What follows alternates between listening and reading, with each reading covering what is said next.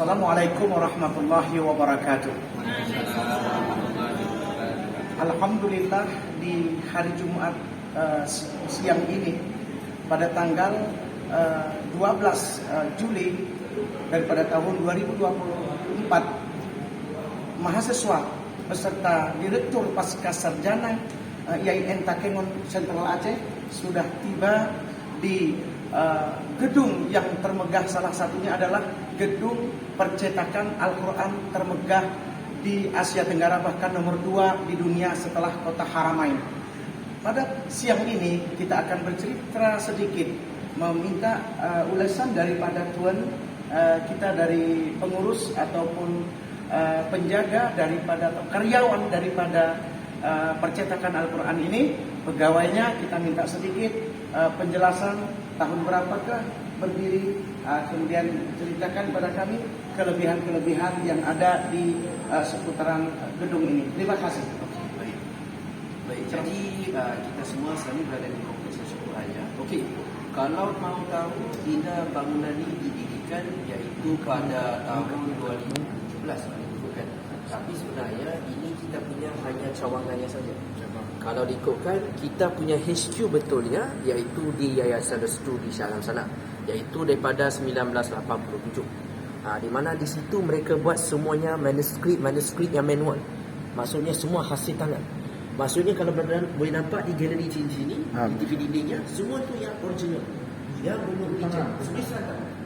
Belum dicetak lagi. Jadi bila semuanya dah buat secara manual, sudah selesai. Sampai di kompleks ini baru kita mulakan proses pencetakan.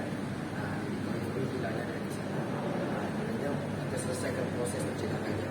Okey, jadi untuk kita punya buku hari dicetaknya, kita ada pelbagai bahasa.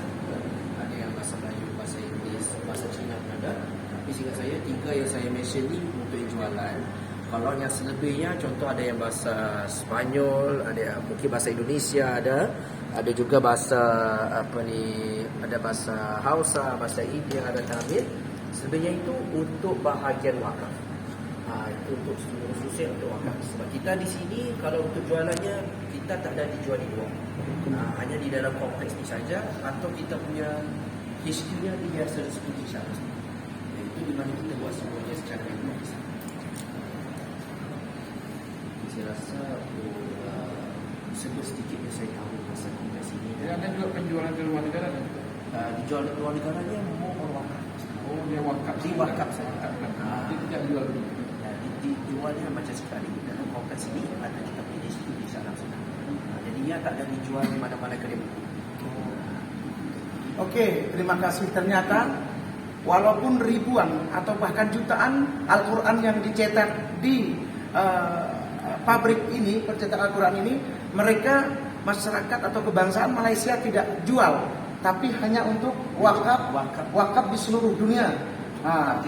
Targetnya begitu. Kemudian juga disentralkan, dipublikasikan kepada seluruh dunia dan masyarakat, khususnya masyarakat kebangsaan Malaysia. Dan bahasanya mencakup bahasa Inggris, bahasa Melayu, kemudian bahasa Cina, kemudian Spanyol, Arabik, dan bahasa Jepang dan bahasa Korea. Semuanya, hampir seluruh bahasa ada di sini, termasuk bahasa Indonesia, mencakup bahasa Melayu. Terima kasih Tuhan. Barakah bitaufiq wa najah wa sa'atan kamilah.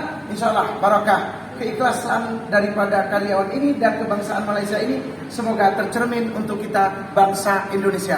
Ikhlas, tetap ikhlas. Takbir. Allahu akbar. Allahu akbar. Allahu akbar. Assalamualaikum warahmatullahi wabarakatuh.